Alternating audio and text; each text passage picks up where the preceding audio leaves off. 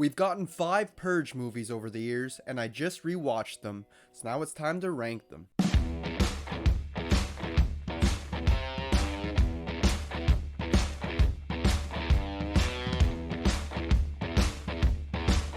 Hey guys, welcome back to the channel. Hope you're having a good one today. I'm the movie ranker, and today I'm ranking all 5 Purge movies from worst to best.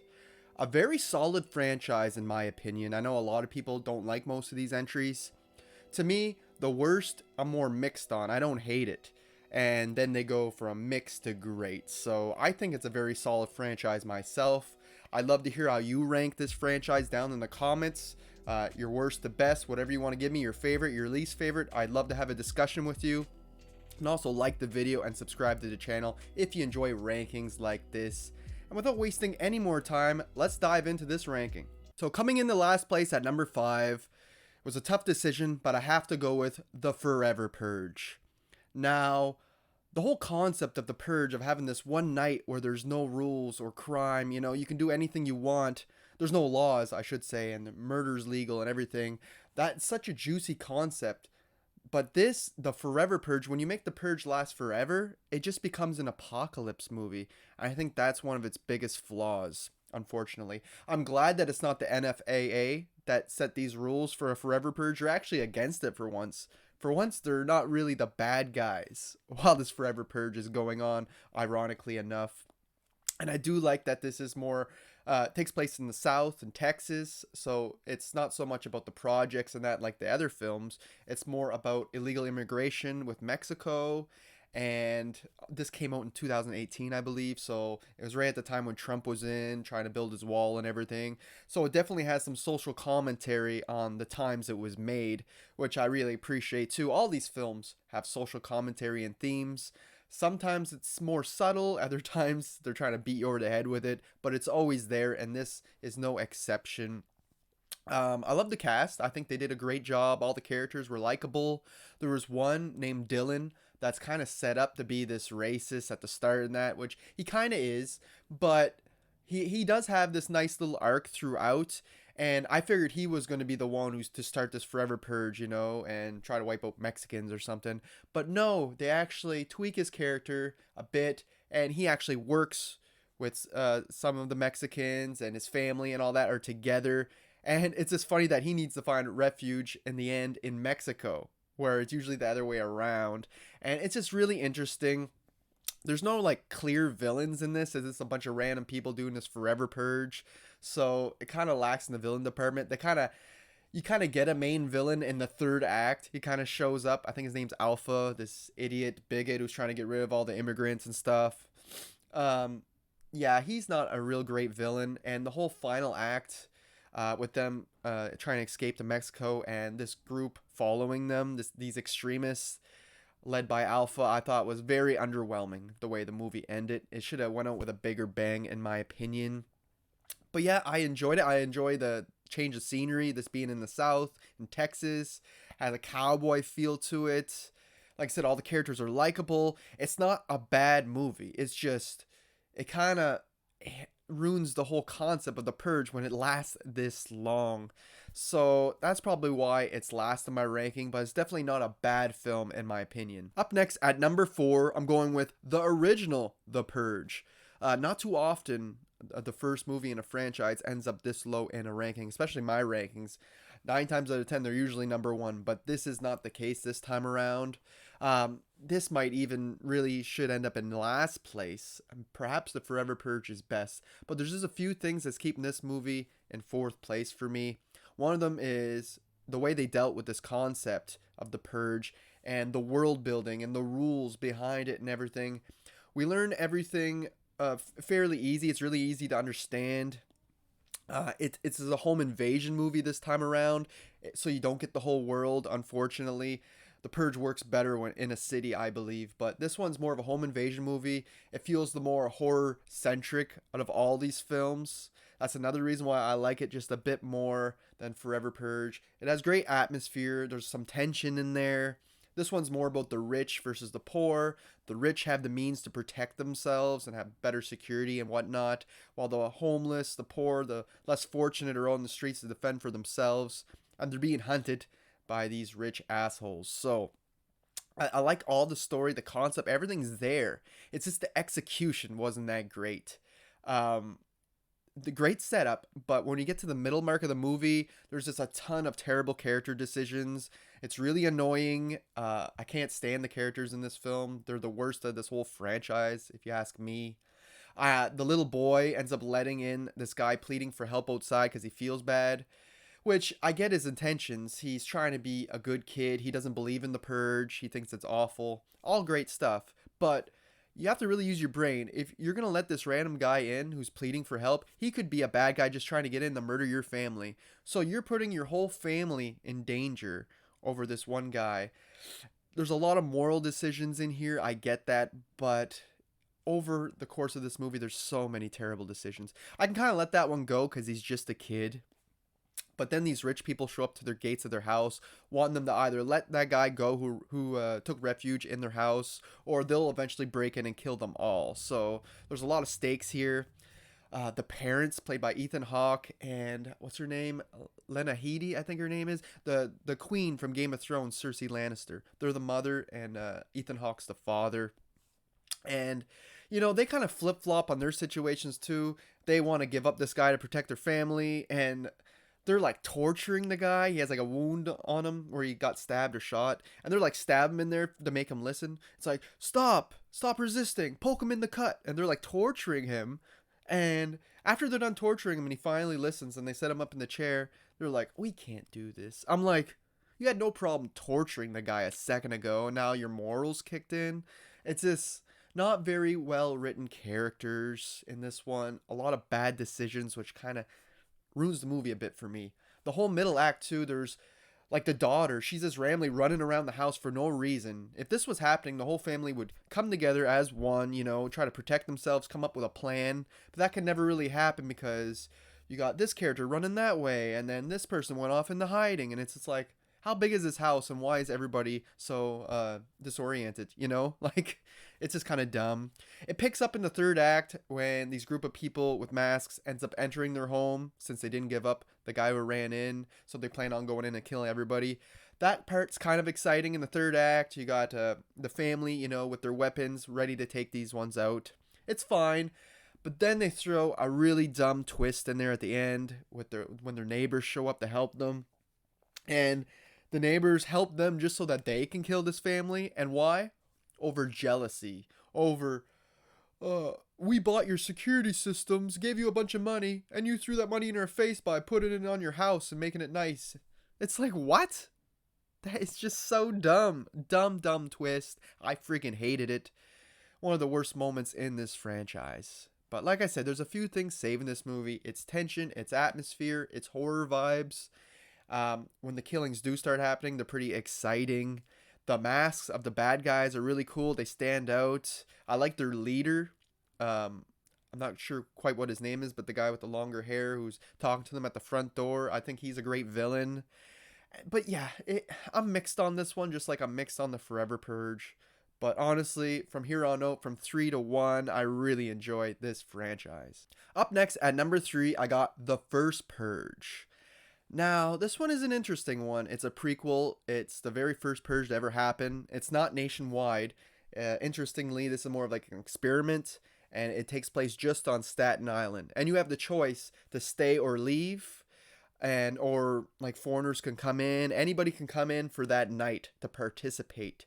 And it's just a great setup. We got the people who want to kill and want to purge. They're offered these contacts that record everything so that they can see how many kills and that they're getting, and they'll be paid off of how much purging they're doing. So there's money to be won here. But of course, there's a whole nother agenda. You realize the NFAA just went into power, and you realize their true intentions. They're mad that nobody is purging right away, and I'm kind of mad at that too.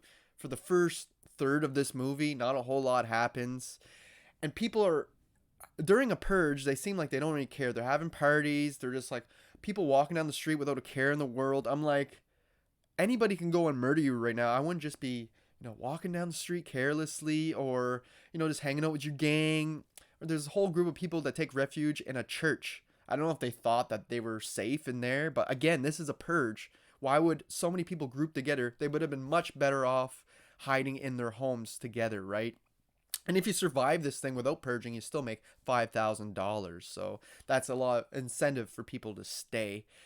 But yeah, the NFAA has to eventually send in like some soldiers, some mercenaries in there to get things going, get people starting to kill again, because no one's really doing anything, and it's boring them, and they want to lower the population. That's one of the reasons why they want this to happen. And Staten Island just happens to be mostly black folks, a lot of projects and stuff like that. So they're trying to wipe out this community basically.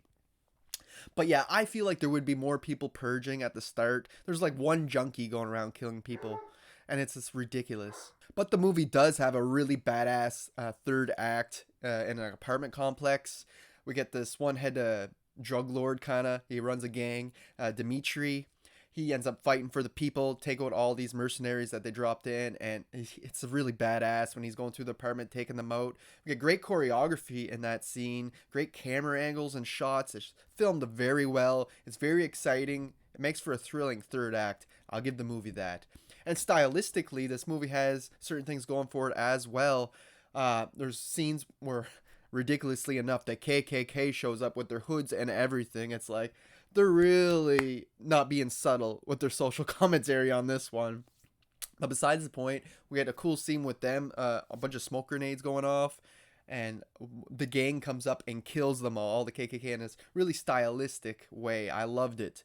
One thing though, a lot of these movies use CGI blood, which is fine if you use it at minimal, right? You don't want it to really seem CGI, right? It will take you out of the film. And this movie has certain scenes like that where like certain people start with like blood will go all on the screen, or like it just looks very digital. And it's unfortunate. Always go practical when you can. I understand it's hard when there's like 100 and some deaths in movies like this with people getting gunned down with AKs and whatnot. But yeah, decent movie, decent little prequel. I just wish that there would have been a little bit more action in the first half, but the second half kind of makes up for it. Very likable characters again in here. I feel like the only movie with dislikable characters is the original. Yeah, I enjoy all these characters. A couple dumb decisions, but for the most part, they're all nice and fun, enjoyable to watch. And yeah, this was a pretty good prequel, if you ask me. At number 2, I'm going with The Purge Election Year. What a great entry. These movies were always kind of political, you know. When the FFA took over, they became like this new political party, and they're the ones who started the purge. So it was always kind of political, but this one is definitely the most, especially being called election year. It's about this woman who had a bad experience in the past with the purge. She lost her whole family. So she's a senator now, I believe, and she's running for a president. And she plans on dismantling the purge altogether, getting rid of it if she goes into power, which a lot of people are for, but the NFFA is not having it. I keep screwing that up. So their mission on Purge Night is to take her out. They even remove the safety for all level 10 politicians and high-end figures. Usually they're safe. This time they're not. No one's safe.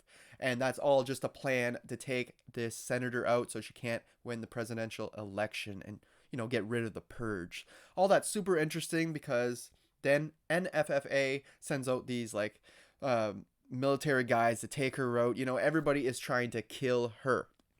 And we have Frank Grillo's character Leo, who was a sergeant in Anarchy, and this time he's like her top security. And so you get them two the whole movie, him trying to protect her from all these crazy shenanigans going across the city and just trying to keep her safe. And it's super interesting. You know, we get to see the resistance. They end up with them at one point. And the dude from the very first movie who was homeless or whatever, who took refuge in the rich person's house in the first movie, he comes back in Anarchy and in this as like the resistance. He's like a resistance fighter. And it's just cool to see him. It really ties in the first 3 movies much better.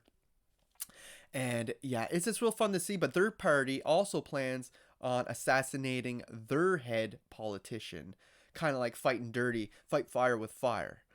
But like our main girl who was running for president says, you're just going to make him a martyr and I'll definitely lose the election. So she doesn't want that to happen. And it's just really interesting. Obviously, it's very political, but it's done in a very nice way. In a not they're not beating you over the head with politics. I feel it's just part of the story. There is one section of this movie I really don't like. It's these two girls, they're all dressed slutty and stuff, and they're trying to steal candy bars from a store, little convenience store, and the guy isn't having it. They kick them out, and they return on Purge night. They're like, I want my candy bar. I'm like, my god, this is ridiculously stupid. Like, very dumb. I'm glad they get great deaths. They get like run over and shit. It's awesome. And one girl's head gets blown the hell up with a gun. Great scenes there. But yeah, I just didn't like those characters, but I'm glad they got taken out fairly early in the film. I like all the other characters in this film.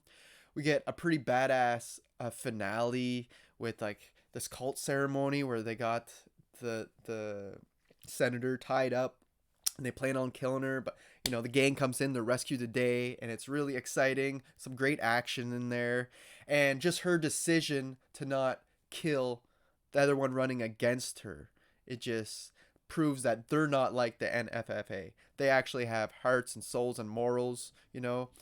Just because they kill doesn't mean we have to, and I like that message. And it's a great movie. I really enjoy Election Year. Definitely worth checking out. And I got my boy Frank Grillo back, and I freaking love him. He's so underrated. I wish he was a bigger star in more movies. He was great in Boss Level the other year, the Hulu original as well, and he's great in the Captain America movies. But yeah, I'm glad he got two movies in this franchise. He's a bit better in Anarchy, but I still enjoyed him in this. But for me, coming in the first place is easily The Purge Anarchy.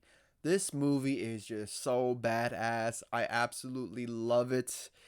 It's got the stakes. It takes the first movie, which was just a home invasion movie, and spreads it out across the city, which is what we actually wanted. It almost makes for like a live action Grand Theft Auto film without the cops. And the NFFA has these transports out there with miniguns in there, just taking out people. We got these different groups of characters who all meet up and have to form a bond and stay together to survive, which is great.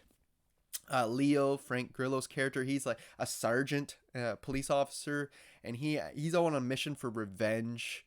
And his son died, I think, in a drunk driving accident, and the guy got off on it on a technicality. So it's his mission to go take him out by the end of the night, and that's his mission. He doesn't care if it's right or wrong.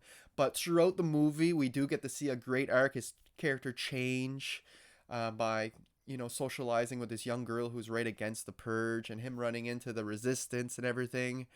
And he just has a great arc throughout, and by the end it actually gets really emotional, which I never expected in a purge movie, but it got me emotional in the very end, which is great. And the other groups of characters, we got this boyfriend and girlfriend, or married couple, whatever they are, that are trying to go through a separation, but they haven't told anybody yet, especially his sister. And they're not on the best of terms, but they have to work together and stick together throughout this crazy night. And by the end, I feel like they got closer together. It doesn't work out perfectly for them. I won't give away any spoilers, but I just like movies where there's an apocalypse or this crazy survival type situation with two people who aren't on the best of terms have to come back together and work together, and that's what this movie does. I think The Domestics is an apocalypse movie that does it better, but I was still happy to see it in here. And the other group of people we got this mother and daughter, and the daughter is the one who's against the purge and everything, and all of them together make this clique, and they're just trying to survive, make it across town. Leo's protecting them because he is badass. He has this badass like bulletproof car. And yeah, he's taking all these people, and it's just awesome. The third act is so friggin' good. They get abducted and put in this hunting game against these rich people in the dark with not glow in the dark night vision goggles, and it's just so badass. You get to really see Leo in action, taking them out, and I just love a good revenge flick like this, or when the bad guys get what's coming to them. It is awesome. Again, you got a lot of that social commentary on here, how the rich take out the poor for their own amusement. A lot of them do it in a way that they can't get hurt with these games, or by bringing in people to their house in the comfort of their home to kill, hiring someone. So it's very interesting, and it's exciting from start to finish. Got some great action, some great kills, It's like exciting from start to finish. Really, it is. And this is easily far above all the rest of the movies in here. I think Frank Grillo does a big job in that because I love him so much. So for me, The Purge Anarchy is number one. It's freaking awesome. It's got great characters, the best in the franchise, some great action. It's all there. So it's number one for me. So there you have it, guys. There's my ranking of all 5 Purge movies. I hope you enjoyed it. My list is not the right list. You guys let me know how you rank these movies down in the comment section. It is interesting to have a franchise where the original is not most people's favorites, you know? It's just interesting. It's not usual for franchises, which it's always great to be unusual. You can follow me on Letterboxd and Instagram. Links to those are always in the description of my videos, guys. Stick around for more rankings. Subscribe to the channel so you don't miss out on anything in the future. And that's all I got for you guys today. I hope you had a good one. And until next time, thanks for watching.